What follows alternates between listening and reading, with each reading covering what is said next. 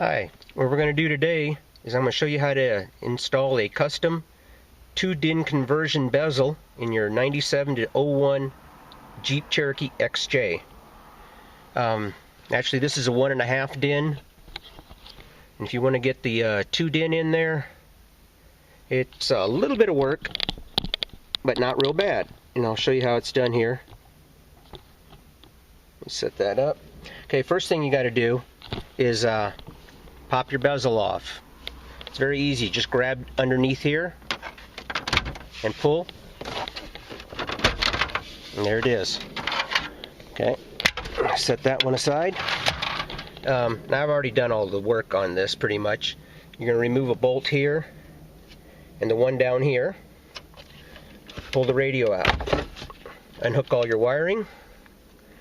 There's 2 connectors, the antenna, and another ground cable. And that comes out. Now here comes the fun part. All this plastic in here, like this piece here, the opposite side, right here,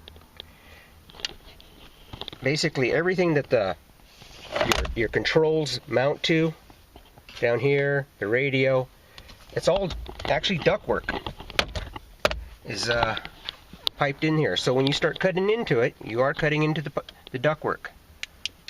Right there. There's. Okay, this is on the left side. You can see that opening right there that I cut open. And then here on the right side. And that does need to be removed. Okay. On this side over here, you're going to cut, it's 7/8 inches from this edge out. And if you can score a line across there and cut straight on back, you got it. And then you're just going to come pretty much down here, level with this notch, and cut back. It's a little bit of a downward angle, but if you get right back in there, you can kind of see that. Pretty much level with this back edge right here, and cut that out. So you're not really removing a whole lot. I mean, it's a larger piece, but it's very thin. It's basically the thickness of this plastic. And you take that out. Then on this side, there's quite a bit more. You're gonna have a piece that sticks out here where the original radio mounted to. I actually probably cut off a little more than I needed to, but it doesn't really make much difference. Probably like I think it's like 1/2 inch, 3/4 of an inch of it. You're going to cut right off there. Then get a shot in here. Okay, there we go. It is 5/8 of an inch from this edge out to here, where you make your cut, straight on back. Okay. You see that opening right here. You turn on the AC right now, and air is going to be blowing out of this and on the other side as well. So you're going to have to, once you get this opening all cut open, you're going to have to tape it off using some like an actual duct rated tape, or like that aluminum tape, stainless steel tape, something. Or you could even go to the trouble of, which I may do, make some little pieces of wood and epoxy them into place. Okay. There's also 2 pieces up here that you gotta cut away on the very top. They're right there. This is what's left. There was something coming across over to here. It hangs down a little bit, and it is in the way on both sides. So you remove them. And by the way, what I used to do all this with, I'm going to get out this saw.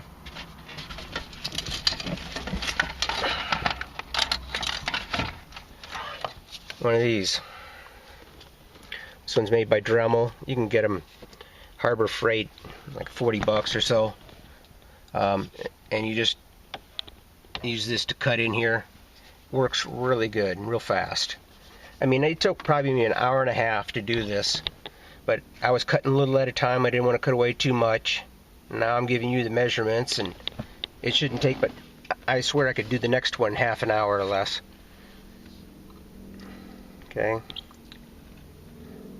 Now, what you need is a bezel that's been converted to a 2-din, like this one. I got a, this is a Kenwood sleeve in here.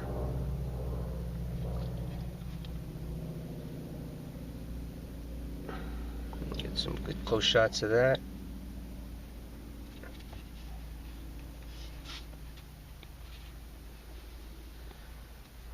Okay. Now, oh, another thing I wanted to mention too. It's a fairly tight fit. Well, you could do one of a couple things. Right here on this very top edge, since the radio actually angles backwards, downwards, I should say, this back edge, the bottom of the sleeve, radio sleeve, wants to touch this. You can do either, what I did is I just sanded away some of this very edge here. Ain't gonna hurt nothing. Or remove the screws and wallow out these 6 holes. You're just gonna wallow out upwards a little bit. I mean, it wouldn't take much. 1/16 of an inch, maybe a little bit more on both sides. And this whole control, your climate control, will move down just a little bit. Okay, you won't even notice it. Another good tip, I noticed when you put these bezels on, the climate control and your power outlets down here actually sit back a little bit, and they leave a gap around the edge of the bezel, and it doesn't look that, you know, great.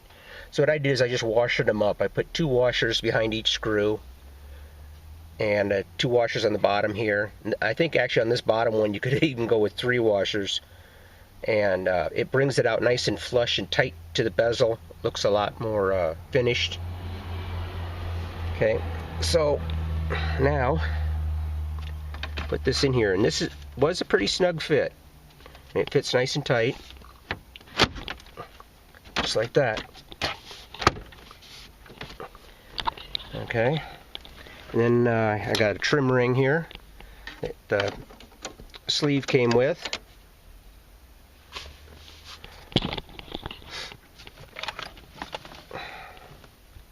There you have it. Now, I don't have the head unit.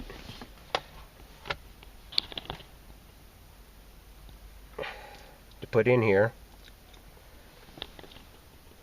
But I got everything ready to go.